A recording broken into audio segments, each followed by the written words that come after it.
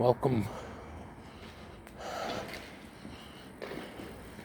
to Anglia Square, and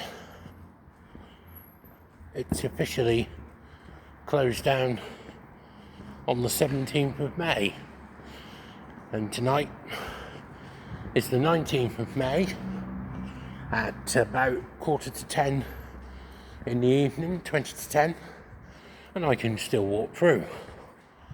And it was supposed to have been closed off this morning, I believe. So people can still use Anglia Square as a shortcut. But why? Nothing's open. It's all the sad state of affairs. It's all gone. Apart from a couple of cyclists. A couple of cyclists have passed me. There's now no security. Cyclists can now cycle through here at their pleasure, because no one's here to stop them. And they never did stop them in the first place. But this is a quick walk through, as you can see. No one's here to tidy the rubbish up. And the last two shops to have gone in the main centre, Ernie's and the cafe on the corner, closed on Saturday. And they had an event here for a couple of hours yesterday, Sunday the 18th. And it was,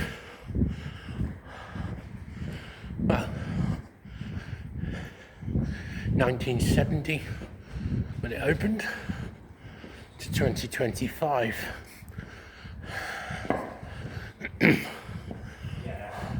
I think being able to have, and here we are, coming out of Anglia Square. The car park here is where the original Odeon cinema once stood.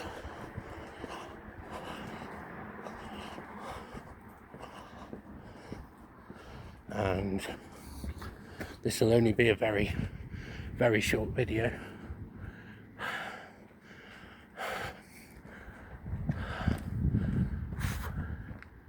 And I'll turn the camera around in a minute. When we get over the road, we're on what is known as Old Bottle Street, and where this car's now coming is what they call New Bottle Street. At one time you could drive along Bottle Street and then turn onto Pitt Street left, St Augustine Street right. And I'll just give you a brief look at Anglia Square.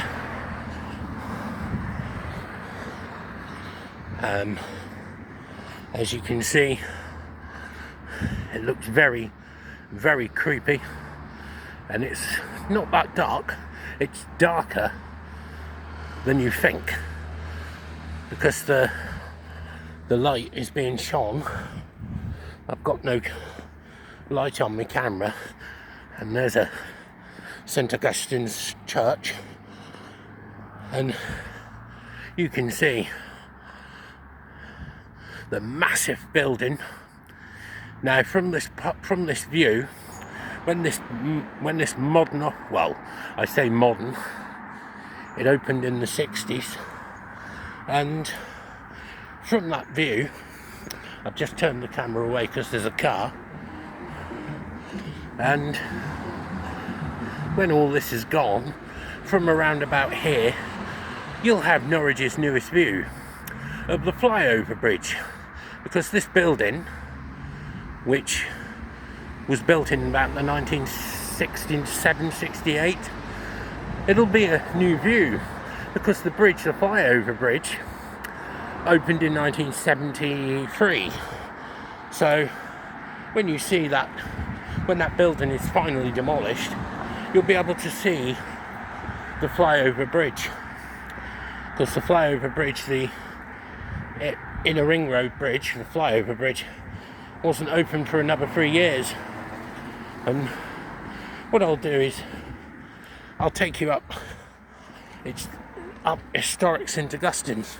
Now, the light from what I can see is it's actually quite dark, but what you can see is actually quite light.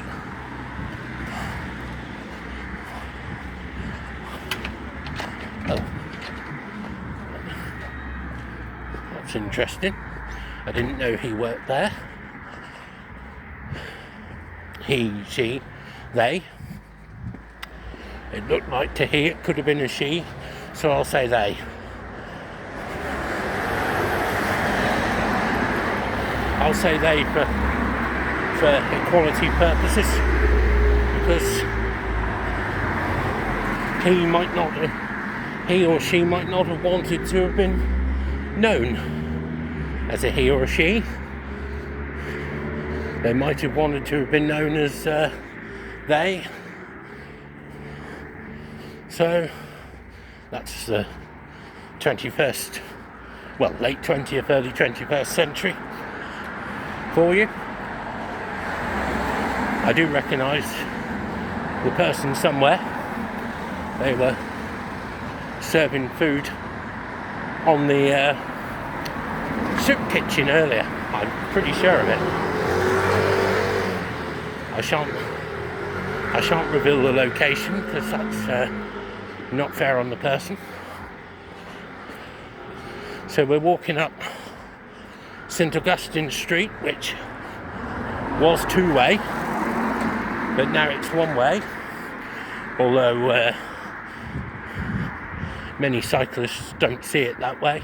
They still see it as a shortcut right on the path, which is of course illegal in the highway code.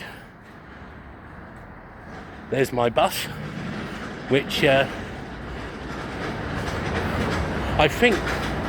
don't think stopped at Anglia Square. I don't think stopped at Anglia Square, so that's why I'm walking. So I'm not sure if it stopped at Anglia Square. There was a road closure sign at the junction with St Saviour's Lane. So I might as well continue the walk for you as we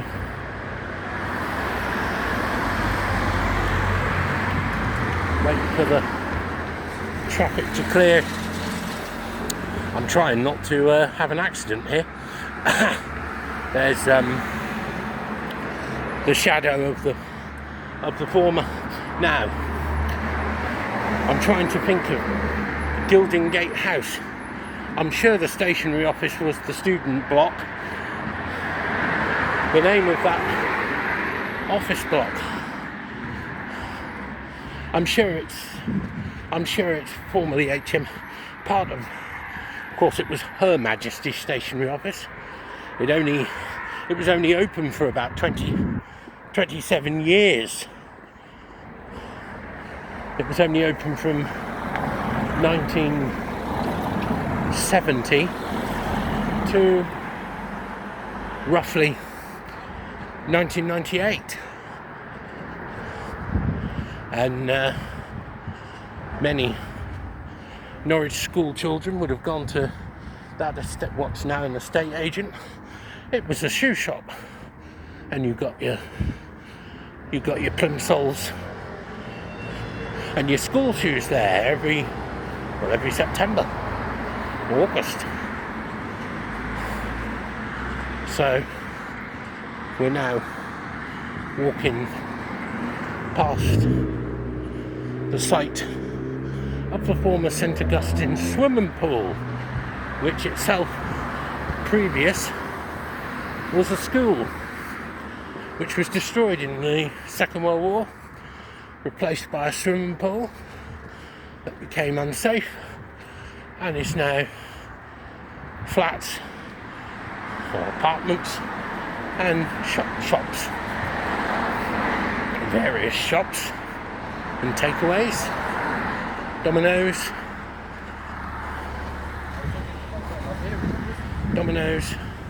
and some other shop. That shop there was a non-dairy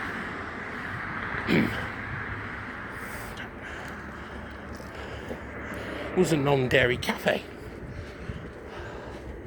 You couldn't have dairy. You had to have the various forms of non-dairy milk. I myself had a soy milk latte there once, and I had a coconut milk hot chocolate, which was incredibly sweet. I don't think I should have done that. Oat milk would have made it too thick, and so we're now heading up Aylsham Road. It's getting pretty dark, but my camera's showing it quite bright. And a bus coming down, it's on diversion, so I would assume Anglia Square is now not being served by buses. It was certainly being served earlier, because I went on a bus going into the city, but I didn't going out. That's Buxton Road. Someone's flashing their lights. I don't know why. Perhaps he's flashing them at a car that hasn't got backlights or something like that. I don't know. There's a bus coming from Fort Marriott, the 28. Incidentally, a little bit of history for you. Fort Marriott should have been known as Dussindale. And the Dussindale estate, being so close as it is to Fort St Andrew, should have been Fort Marriott. But of course, the Marriott's Way, because Fort Marriott is just north of Drayton, and it was the Marriott's Way walking cycle path, so it got called Fort Marriott instead, and Dussindale got called that because of the fight between the King's forces and the Kett's men in 1549.